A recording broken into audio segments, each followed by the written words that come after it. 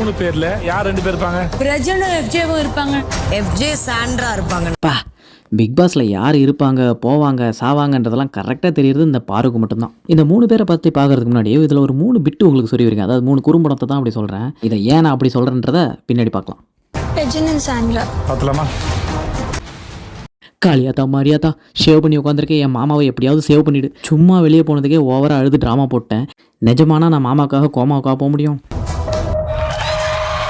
நம்ம ஃபஸ்ட்டு ப்ரோமோவில் சொன்ன மாதிரி பிரஜன் வெளியே போயிட்டாரு. ஆனால் அந்த 3 பேருக்கும் ஒரு ரியாக்ஷன் கூட இல்லையே. கேட்க வேண்டிய பிரச்சனை 1000 இருக்க. நேற்று வெறும் கக்கூஸ் பக்கெட்டை வச்சுக்கிட்டு ஹோஸ்ட்டாக வந்து ரோஸ்ட் பண்ணுறன்ற பேரில் வேஸ்ட் பண்ணிட்டு ஒரு ஷோவையே பண்ணுறதெல்லாம் பண்ணிட்டு கெட்டப்பை பார்த்தீங்களா? வீங்கி போன பழைய பிரபுதேவா மாதிரி ரெட்ரோ கெட்டப்பு. வாங்க மெயின் மேட்டருக்கு வருவோம்.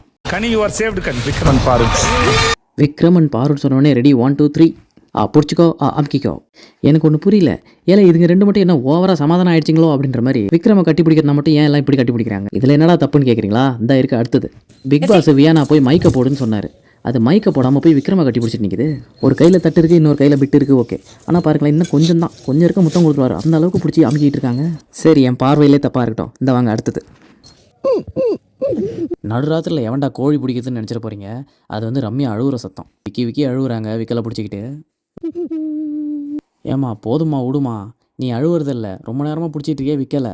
ஏற்கனவே நம்ம ஒரு அன்சீன் வீடியோவில் இதை போட்டிருப்போம். லிங்க் வேணால் கீழே போடுறோம், அதை பாருங்கள். ஆறுதல் சொல்ல கட்டி பிடிங்க, இல்லை எல்லாரையும் கட்டி பிடிக்க அதெல்லாம் வேணான்னு சொல்ல. அதுக்காக கட்டி பிடிடான்னு பிஜிஎம் போடுற அளவுக்காக கட்டி பிடிக்கணும்?